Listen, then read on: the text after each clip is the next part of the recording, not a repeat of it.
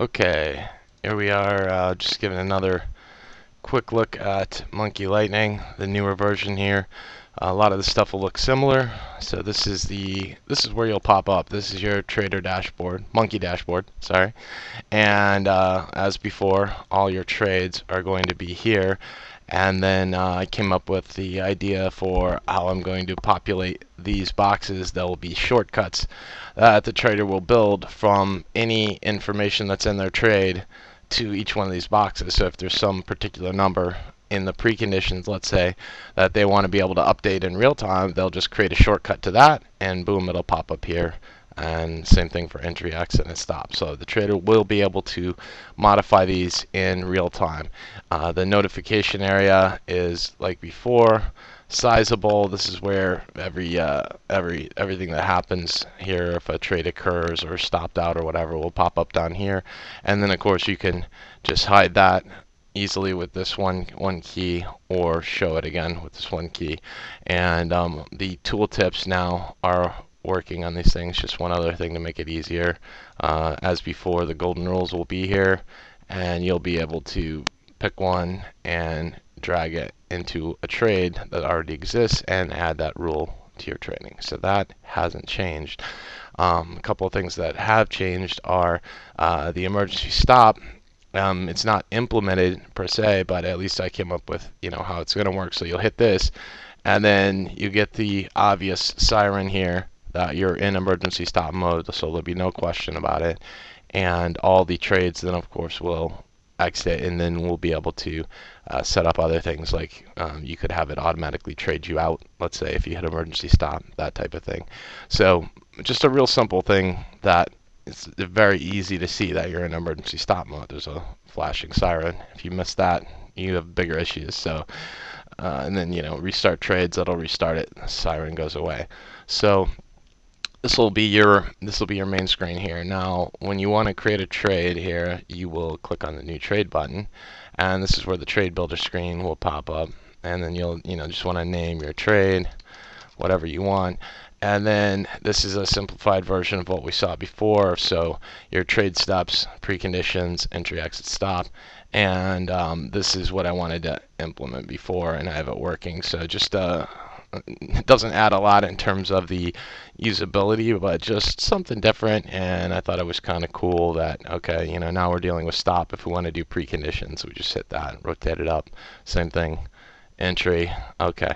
And a trade then that you're building here is built on a series of rules. So I'll click on the add rule button because I'm going to need some rules, and your rule chooser pops up, and your rule chooser will be populated with any of the rules that you've created. They're going to be saved, and I'll make this very simple so that the rules are just automatically saved, and then they'll basically be around unless you absolutely choose to delete them.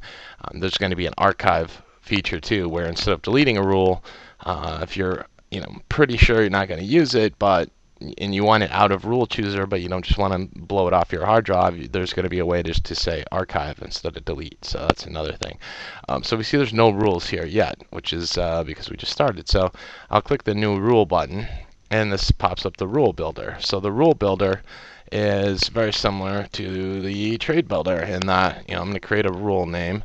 This will be just called random rule here, and then you're going to select whether the rule conditions that you use to create the rule are put together with and or. So if you put them together with and, all the conditions have to be true for the rule to be true. If you put them together with or, any of the conditions can be true.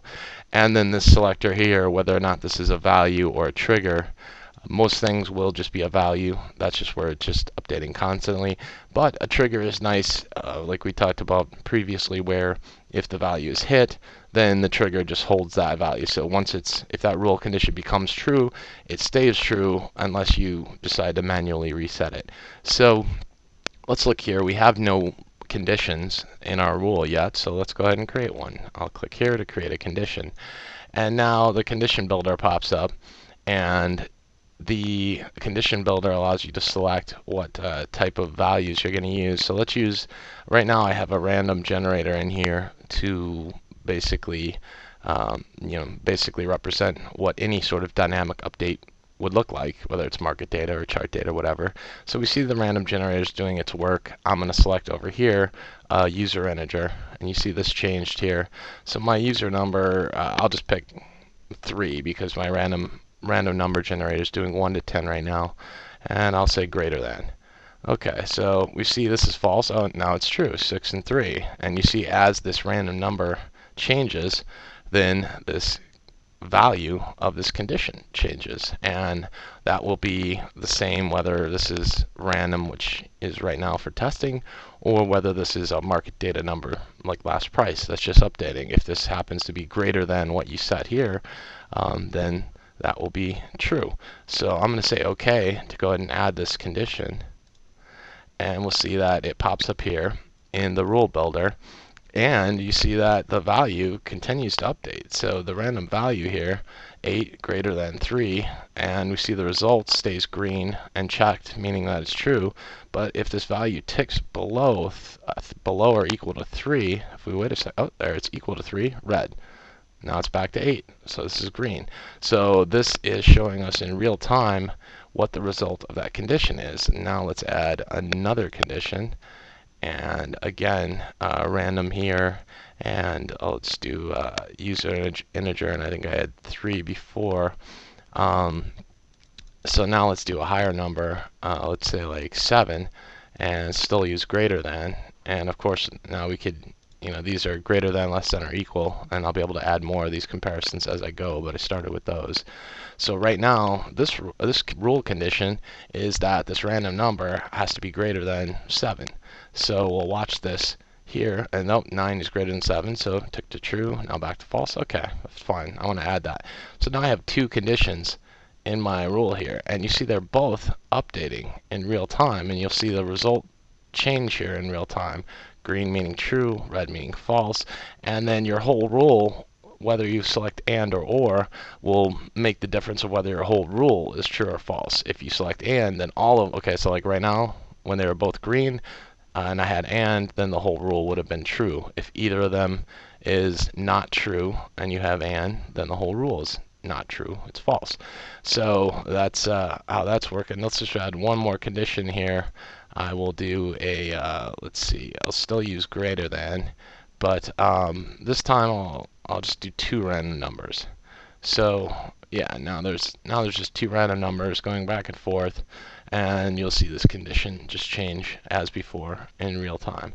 So I'm going to click OK, and now I have 3 conditions here all updating in real time, and this is what's going to make up my rule. So I can have as many of these conditions as I'd like, and that makes up my rule, which I've called random rule. And now you see those just continuing to update there, which is cool. I'm going to go ahead and hit OK. And now my rule chooser has a rule called random rule. So if I choose a rule, then it's going to add it to one of my trade steps, either my preconditions, my entry, exit, or stop. So let's say I want to add this to my preconditions. I'll bring up preconditions, and I'll hit choose, and now random rule is added to preconditions. And let's say I also want random rule for some reason, the same rule, to be in my exit. Same thing. I just bring up exit, hit choose, and now random rule is there also. And these rules, you'll be able to have a bunch of them, and then you'll be able to activate or deactivate them. If we real quickly just go here, add another rule. I'll just call this rule number 2, and create a condition, and this condition will be random number, and it will be let's say less than, just to do something different, less than 5. So 1 less than 5 is true. Now it's false. Okay, great. So I added 1 condition, and now again this is updating in real time, and this is a rule with 1 condition, which is fine. You can have 1 condition, you could have 100 conditions, and I called it rule number 2. I hit OK.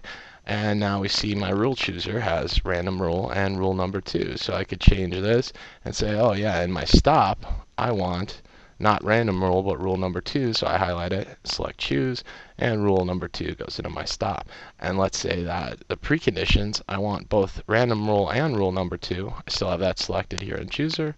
I hit choose, and now preconditions has 2 rules. So I'm going to just go through those, and this is the way you're going to construct your trade, and hit OK, and then at that point it will go into your dashboard. So that's just been a real quick look at Monkey Lightning. Hope you enjoyed it.